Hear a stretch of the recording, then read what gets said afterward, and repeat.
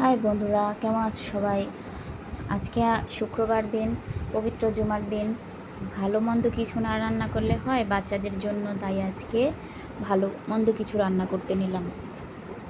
শুক্রবার দিন গরিবের হজের দিন, তা আমরা গরিব, আমাদের হজের দিন, তাই আমাদের ভালো কিছু খেতে ইচ্ছে করে, মন চায় যে সেদিন ভালো কিছু রান্না করি। আর বিশেষ করে বাচ্চাদের স্কুল বন্ধ থাকে, তো তখন বাচ্চাদের বিভিন্ন ধরনের বায়না থাকে। তো আজকে বাচ্চাদের জন্য গরুর রেজালা করব। আর সেই জন্য আমি এখানে 2 কেজি গরু মাংস নিয়ে নিয়েছি।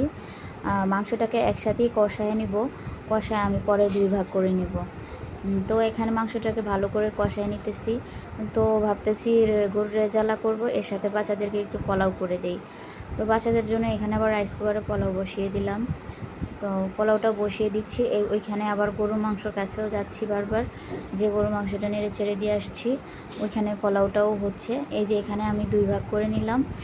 গরুর রেজালার জন্য অর্ধেক নিয়েছি, আর গরু ঝাল করব অর্ধেক রেখেছি।